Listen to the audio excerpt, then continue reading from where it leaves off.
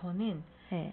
제가 하면서 이건 내가 몰랐는데 알고 보니까 그렇지 않구나라고 생각한 3가지 정도로 생각해봤는데요. 첫 번째는 우울증이 시작과 끝이 명확해요. 그러니까 이게 감기 같은 거거든요. 그래서 이걸 하나의 한 번 우울증이 왔다가 가는 게 한 4파 에피소드를 우리말 그대로 번역을 한 건데 되게 이 말을 듣고 되게 안심이 됐어요. 아, 끝이 끝날 수 있구나. 네. 사실 우울증이 자가치유가 되게 잘 돼요. 잘 된다기보다는 다 어쨌든 자가치유가 되는 경우가 많아요. 그럼에도 불구하고 빨리 치료를 받으면 이 4파 기간을 단축시킬 수가 있는데 그게 이제 가장 병원에서 쓰는 가장 빠른 방법은 사실 호르몬 치료인 거예요. 감기도 날씨가 추워지거나 뭐 그런 면역력이 약해지는 환경이 되면 오잖아요. 근데 감기가 딱 일어나고 났을 때는 몸에 그런 호르몬들이 다 바뀌고 교감, 부교감, 신경 이런 것들이 바뀌면서 몸에 다른 열이 나거나 이런 증상이 나타나는 거거든요. 그러니까 우울증도 한번 오고 나면 내가 그렇게 무기력해진다든지 아니면 뭐 어디 신체가 아프다든지 그런 증상들이 나타나는 건 호르몬의 문제인 거예요. 그래서 호르몬을 빨리 약물로 치료해줘야 된다라는 그러면은 끝나는 기간을 조금 당길 수 있다. 네. 그리고 그럼 왜 자가치유가 되는데 굳이 병원에 가서 치료를 해야 되냐? 2가지 이유인데 하나는 그 사이에 자살을 할 수가 있다. 자살을 할 수가 있다. 네. 가장 큰 증세니까. 그러니까 위험한 증세가 그거니까. 그래서 우울증의 이 사망률이 암보다 높다고 해요. 진짜요? 네. 나 소름 돋았어. 네. 자살한 사람들의 대부분이 이제 우울증. 진짜요? 나 이거 있으니까요. 웃는 거 너무 당황해서 웃는 거예요. 여러분, 제가 이거 재밌어서 웃는 게 아니라 당황해서. 네. 진짜? 네. 그래서 자살이 가장 이제 큰 문제고, 2번째는 꼭 자살하지 않는다 그래도 그 사이에 인간관계, 직장 뭐 이런 거 다 망가지는 거죠. 그렇죠. 네. 그게 회복시키는 게 이제 진짜 어려워지는 거죠. 네. 그렇기 때문에 그 삶이 망가지기 전에 이거는 빨리 호르몬부터 잡아주는 치료가 되게 중요한 것 같다고.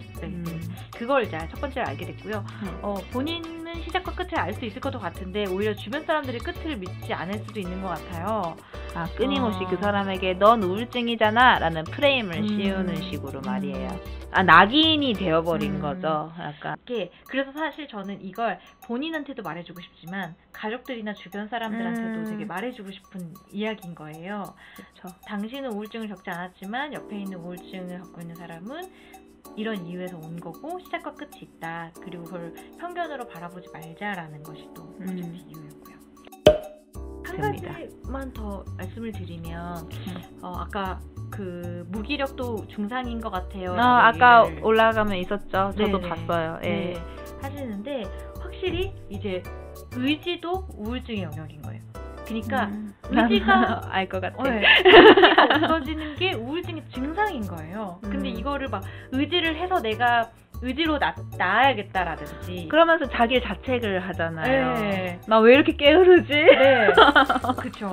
그래서 그 우울증이 왔을 때 3가지 대표적인 어떤 사람들의 감정이 무기력, 무망감이라고 희망이 없어지고 무망감, 호플리스, 뭐 내일이 뭐 더 잘 될 것 같다는 긍정적인 감정이 없어지고, 무기력, 무망감, 3가지가 없어지는데 하나 뭐지? 네. 창선님이 얘기해주신 무기력, 무망감, 무가치함. 내가 가치가 없다고 생각해요. 자책이네요. 네. 자책. 감사합니다.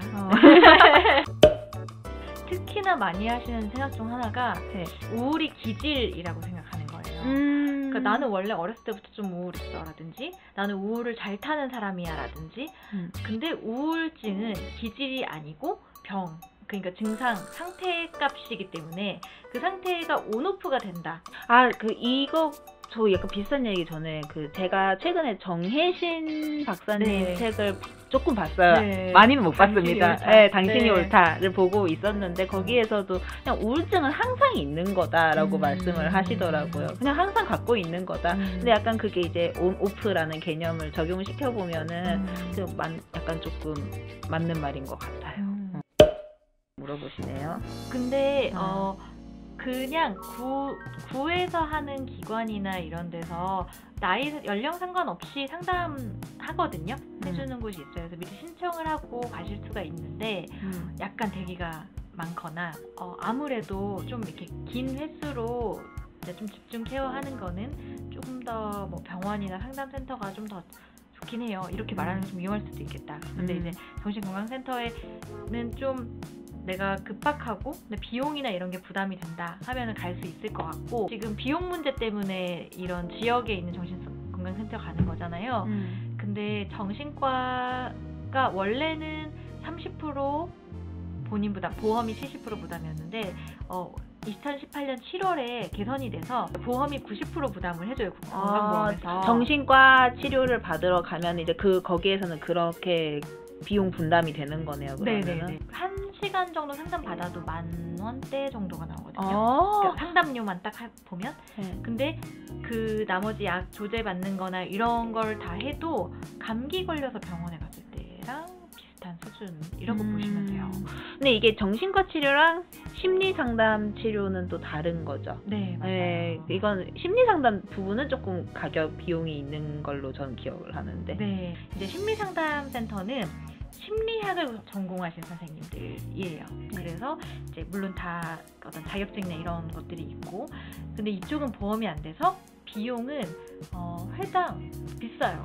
7, 8만 원 정도가 평균 정도고, 보통 뭐 5회에서 10회 정도까지 이제 진행이 되는데, 너무 치료하는 접근 자체가 굉장히 달라요. 이쪽은 좀 더 나의 근원적인 것, 그런 아까 어렸을 때 있었던 결핍, 열쇠. 네, 그거 자체를 내가 어떻게 살면서 대응하고 내가 그게 나한테 들어와도 무너지지 않고 사느냐에 대한 이야기를 쭉 해나가는 거거든요. 자기 스토리텔링을 좀 어떻게 보면은 도움을 받아서 하는 거네요. 네, 오히려 그 감정으로 바닥까지 한번 쳐요. 그러고 나서 다시 그게 찔려서 들어올 때 이게 그거네? 더 담담하고 무너지지 않을 수 있는 거를 연습하는 네, 그런 치료라고 보시면 돼요. 좋은 말씀이신 것 같아요. 은채보스님, 우울증도 감기처럼 아프면 치료받기도 하고 약점이 되지 않게 존중하고 이해하고 이겨낼 힘을 주는 게 중요한 것 같아요. 정말. 내가 병원 가는 걸 누가 알면 어떡하지? 다른 사람 중에 나를 어떻게 볼까? 이런 문제가 좀 큰 것 같아요. 근데 진짜 어떻게 보면은 자기 몸을 정말 책임지고 챙겨야 하는 건 나 자신이잖아요. 네. 그러니까 정말 이게 끝난다라는 거를 알았으니까 저희들은 병원을 가보는 걸 추천드리지만 그게 아니더라도 이제 끝난다는 걸 알고 정말 적극적으로 대응하는 게 남들이 뭐라 했어? 그것 때문에 고통받는 건 우리잖아요. 감기 걸리면 고통받는 건 우리예요. 그러니까 이제 거기에 대해서 너무 위축되어 있지 말고 적극적으로 대응을 하셨으면 좋겠어요.